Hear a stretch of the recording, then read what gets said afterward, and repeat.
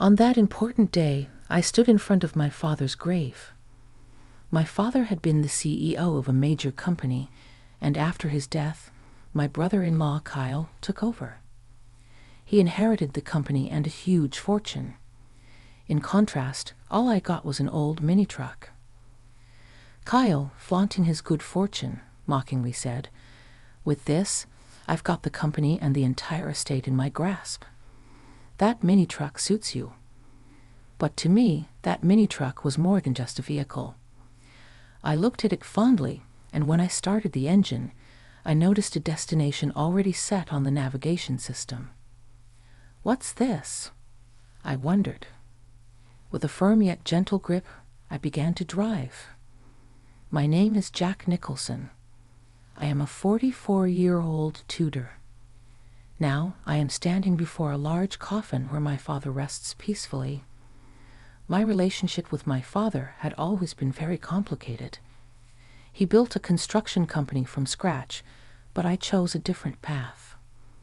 I left home to become a teacher right after university, fulfilling a childhood dream. This decision led to many heated arguments, and for a long time, we barely spoke. But despite our disagreements, I never hated my father. I had my own dreams to follow, and I couldn't give them up to run the family business, even though I felt a strong duty as the eldest son. Guilt weighed on me for not meeting my father's expectations. This guilt kept me from visiting my parents' home. My mother relied on my sister Lauren to update my father about my life. Lauren and her husband would often send expensive gifts or arrange trips for my father's birthday or their anniversary, pretending they were from me. Each time, Lauren would encourage me, saying, "I wish you and Dad could talk directly. He's just trying to be strong. Deep down, he must be feeling lonely." I often thought about Lauren's words and would just shake my head. But one day, I got the sad news that my father had cancer. When I heard this, I quickly quit my job and went back to where my family lived. I realized that what really mattered was life itself, and the past arguments with my father seemed so small.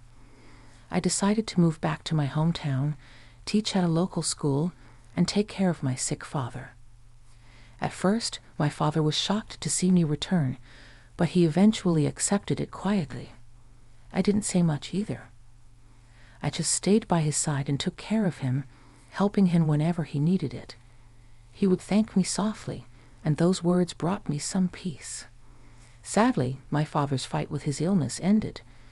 The last chapter of his life closed quietly, with me, Lauren, and our mother by his side. We couldn't know what he was thinking in his last moments, but we hoped his soul was at peace. Even though we expected it, losing him deeply affected us all. My mother, Lauren, and even my young nephew, Peter, were all very sad and cried. The only one who didn't show any emotion was my brother-in-law, Kyle. During the funeral preparations, he coldly asked, "Did he finally die, huh?" Hearing that, I was proud of myself for staying calm and not reacting angrily to Kyle. Instead, I focused on planning my father's funeral. This kept me busy and helped distract me from the pain. I ignored Kyle's harsh words and made sure everything for the funeral was done right. Kyle and I had never gotten along well, and our relationship only got worse over time. But despite everything, I kept my focus during this tough time. I first met Kyle when he was a skilled worker at my father's company, and I really respected his skills. It felt like I had gained a real brother when Kyle married my sister Lauren. He was 5 years older than me and seemed like a role model. Before they got married, I often asked him for advice on various problems, and he always listened with understanding. One of our big discussions was about whether I should join the family business. Kyle would say, "A son should live his own life, and Jack, you have your own path. No one knows which choices in life are the best, so the most important thing is to make choices you won't regret later." Encouraged by his words, I switched from business school, where I was studying management, to the Faculty of Education, where I really wanted to study.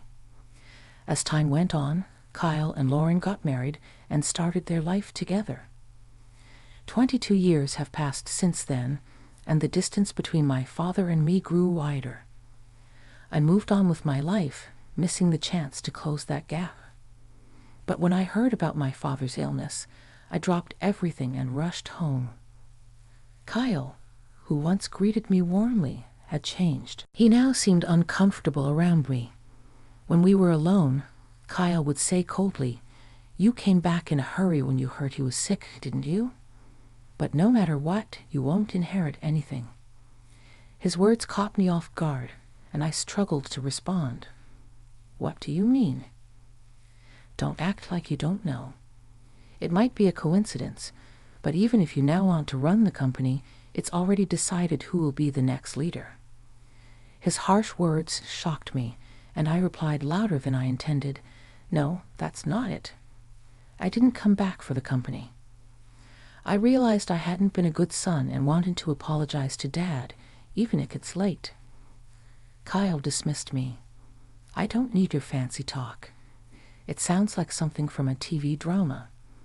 Lauren likes that kind of stuff, but were all those gifts you sent just a way to look good in front of him?"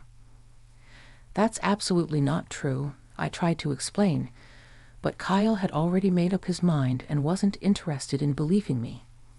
His words also seemed like a slight against Lauren, and for the first time, I felt a deep divide between us.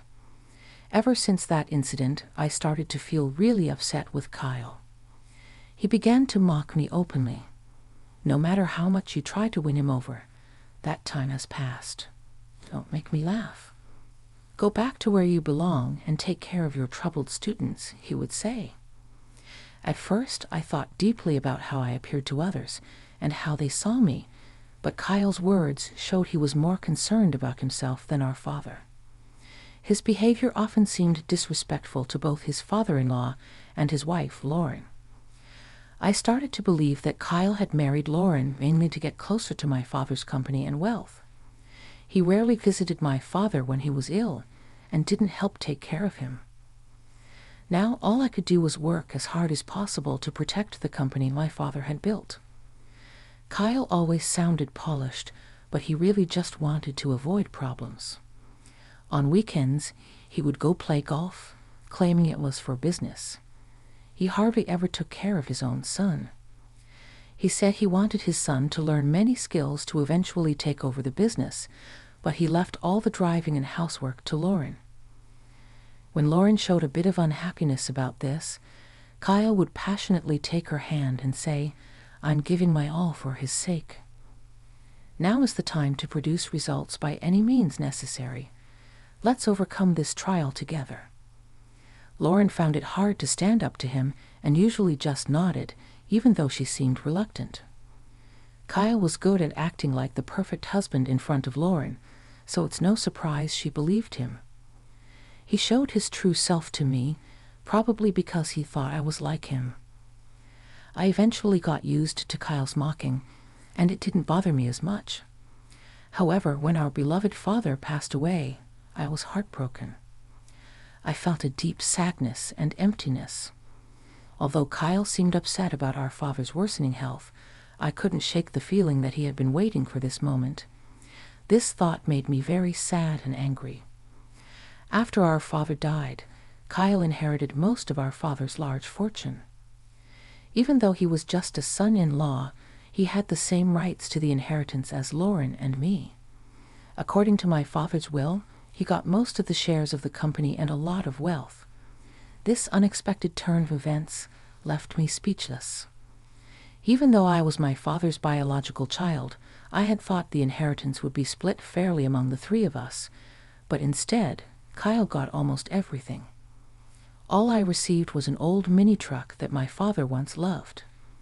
In public, Kyle seemed surprised, but alone with me, he laughed and said, "You came all the way from the city to this small town, took care of him day and night, and all you got is this little truck, huh?" What an ironic end. Now the company is mine, and you're left with just this mini truck as your inheritance. It's like a comedy. As he left the room with a smirk, I felt empty inside, holding the mini truck keys tightly. The cold metal made me face the harsh reality, but my family tried to cheer me up. Keep your head up. He had his reasons. He didn't mean to upset you. That truck was something Dad always loved. It was his favorite vehicle. He surely cared about you. Despite their kind words, I was too hurt to respond. I knew that what you inherit doesn't measure a father's love, but the fact that Kyle, who seemed to be waiting for my father to die, got almost everything was deeply insulting. It wasn't about the money. It was the pain of seeing my father's hard work go to such a man. I felt powerless to change the situation. Clutching the truck key, I decided to take care of the mini truck, the only thing my father left me. It seemed to hold a deeper meaning. I hoped that cleaning the truck might help me sort out my feelings. I carefully washed the truck, and I used a hose to carefully wash the truck, and then I sat in the driver's seat, where my father used to sit. Starting the engine, I noticed something unusual on the navigation system. It was displaying a single thick blue route instead of just showing my location. That's odd. Why is there a destination set on the navigation system? I wondered. This usually only happens when a specific route is being followed. When I checked the destination on the screen, it showed only coordinates, not a specific place. It would take about an hour's drive. Wanting to go for a drive in the mini truck, I didn't think too much about it. I put the truck in first gear and left the house. An hour later, during a pleasant drive, I arrived at what seemed like a home. It was a surprise. In front of me was a small, modest house, quite different from the larger homes in my hometown. It felt warm and inviting. The area was quiet, and I couldn't see or hear anyone else around. I got out of the truck and stood in front of the house, feeling a bit confused. There were no signs to indicate what this place was, but it seemed the navigation system had brought me here for a reason. With some hesitation, I rang the doorbell. As the door slowly opened, the person I saw was the last one I expected. My mom. "I've been waiting, Jack." "Come in, dear," she said. "Why are you here, Mom?" "And how come this place was set in Dad's navigation system?" I asked. "I will explain everything, but first, come inside and relax," she replied. Following her inside, I found the interior simple yet cozy, with just the essentials. My mom made some tea and started to explain in a calm voice. "Actually, this was your father's secret hideout," she said. "A hideout?" I was surprised. "I've never heard about Dad having a place like this," I replied. "This place is our secret spot. We came here when we needed our own space or when we wanted some peace and quiet. If we ever had a small argument, our rule was to come here to cool off." "You didn't know about it, did you?" she continued. "And this is something your father wanted you to have," she said, handing me a brown envelope. It was slightly bulging, as if something important was packed inside. I decided to read the letter addressed to me. "Jack, I have caused you a lot of trouble and made you endure unbearable hardships over the years. I am truly sorry from the bottom of my heart." The letter began. It was filled with my father's reflections on his past mistakes and his deep gratitude towards me. He wrote, "Your mother often tells me that it was your choice to leave home, and a son has the right to choose his own path in life. We are both stubborn, but when you came back after I felt ill, it was a wonderful surprise for me. Although I couldn't express it well because I'm not good at showing my feelings, I am deeply grateful to you for supporting and taking care of the family." This was the first time I heard such heartfelt words from my father, and it made me very emotional. The letter also mentioned Kyle. To tell the truth, my distress towards Kyle grew over time. He's good with words and makes people feel comfortable, but I could see his true nature. I suspected his sneaky behavior around the house was his way of trying to claim ownership.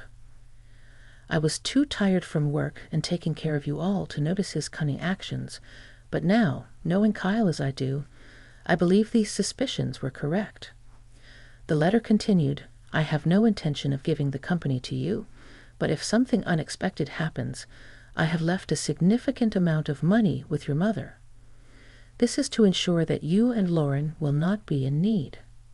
Please accept it. After finishing the letter, I looked up at my mother. She said nothing but looked at the brown envelope. I hesitated, then reached for it and checked its contents, confirming everything was in my mother's name. She began to speak firmly. If I transfer the accounts to you and Lauren's names, it would be considered a gift under tax laws. If it's mentioned in the will, Kyle might try to take it. Your father gave this money to me secretly while he was still alive to avoid Kyle's interference. Now I want to give it to you and Lauren as a living gift. She explained this to me, but I was still trying to understand the full impact. The amount written in the account book she showed me was huge, unlike anything I could have imagined. I had never seen so much money before. It meant a lot to me that my dad had left this for me, not because of the amount, but because it showed he really cared about me, not just Kyle, who was seen as his successor. This touched me deeply. We didn't often share deep emotional words, but I knew he always cared deeply for us. I want everything I entrusted to your mother to be passed on to you as a thank you for all the gifts you've given me, and for that I am truly grateful, he wrote. Before I knew it, tears were streaming down my face.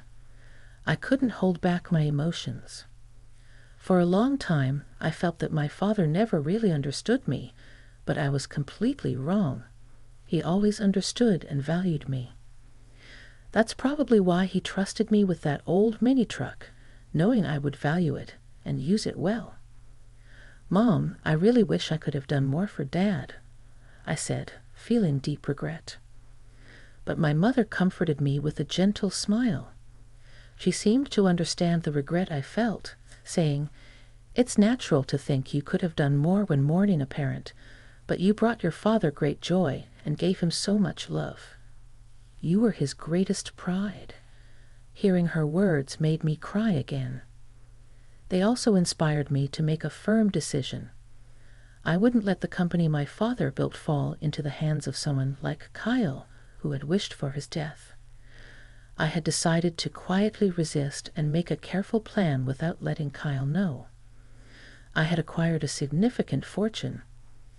The first step was to contact the corporate executives my father had trusted to build a foundation for their support.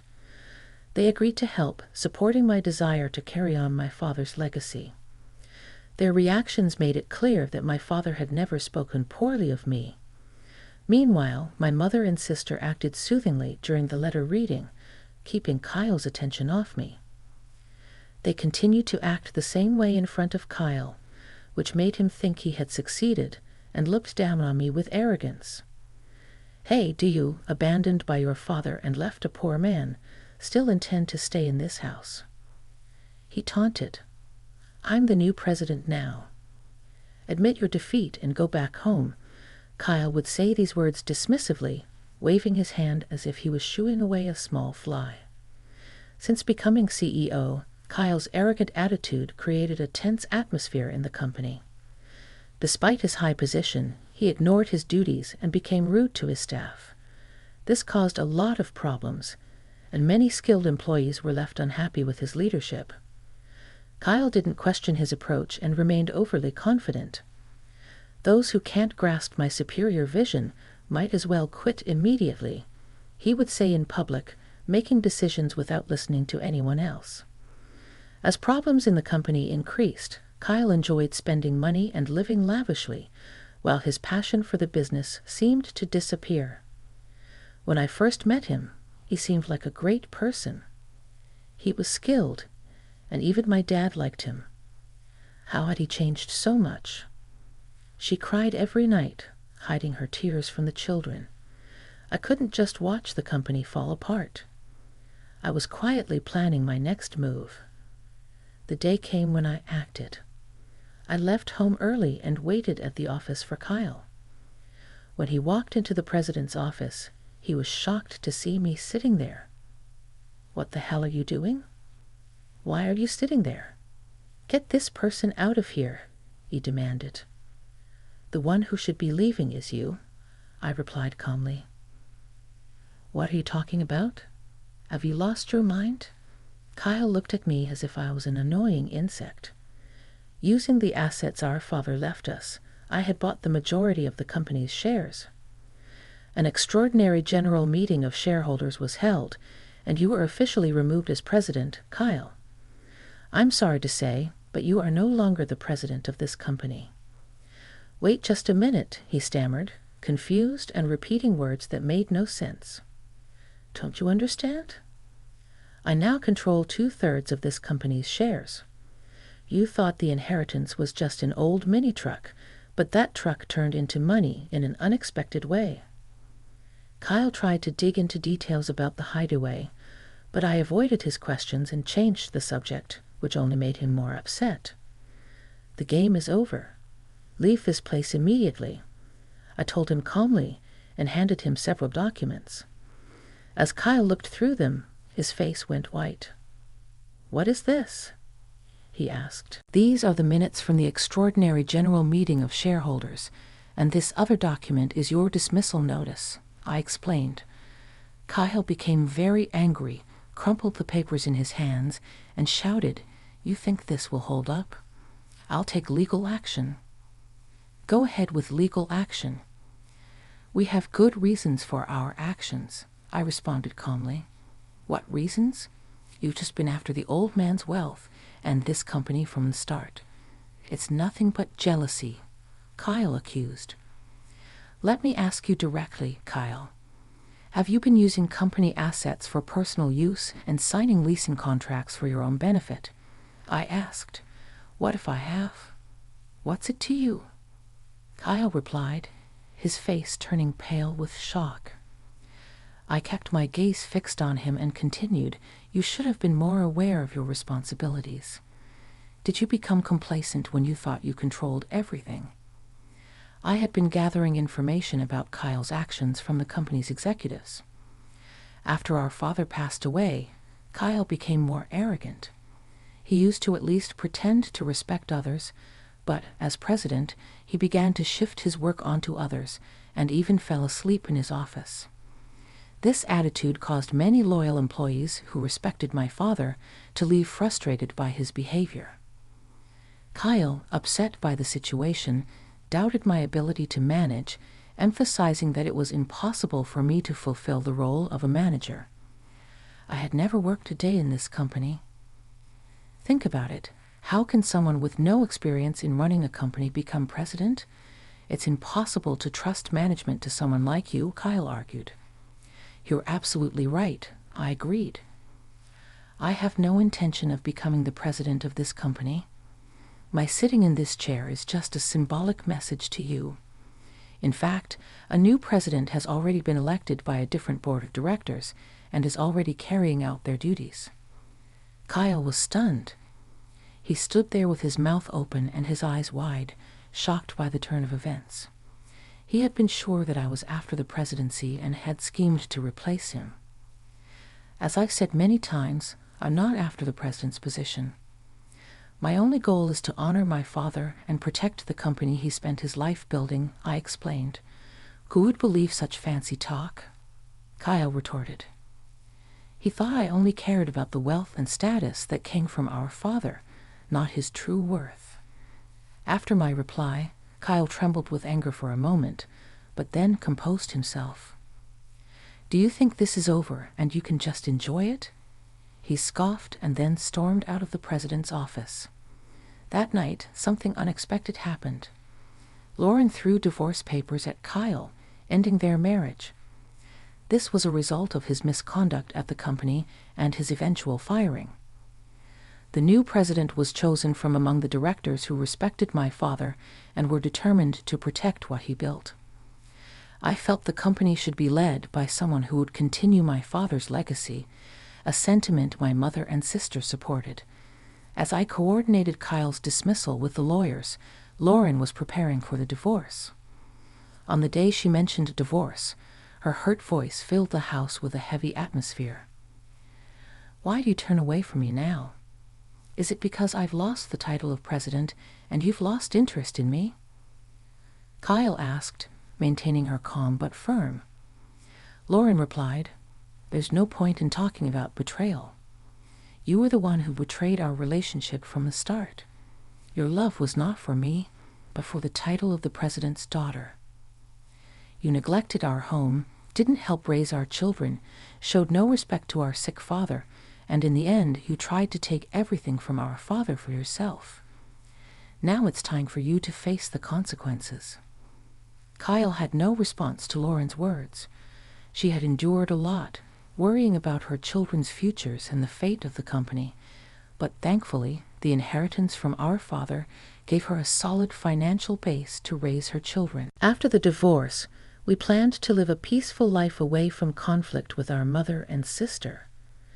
Our only concern was the possibility of retaliation from Kyle, but he was now out of funds. He had lost a lot of money to an investment scam and was even in debt. This scam involved a man pretending to be from a brokerage firm who was actually a fraudster. Kyle was played by convincing words, losing a significant amount. This situation shows how people can exploit those who suddenly have a lot of money. Now Kyle was suffering the financial consequences of his actions. Meanwhile, I spent fulfilling days taking care of my mother. I enjoyed a peaceful, comfortable life, continuing my work at the tutoring school. My mother and I also took great joy in caring for my nephew Peter, who was very fond of us. His presence added happiness to our daily lives. "When I grow up, I'm going to be a president like Grandpa," Peter declared, his words filled with the innocence of childhood dreams. This brought smiles to our faces and even made my mother tear up with emotion. Lauren and I exchanged knowing looks, our smiles reflecting warmth and understanding. "You might say that now, but I wouldn't be surprised if you want to become a teacher when you're in college," I told him gently, reflecting on similar past statements, which made everyone laugh. "But I'm not very good at studying, so maybe I won't make a good teacher," he said seriously, furrowing his brow. His earnestness made this even more endearing and prompted more laughter, this time filled with affection. In that moment, filled with an overwhelming sense of happiness, we realized we were truly living in the present, enjoying our family unity and ready to face whatever the future might bring.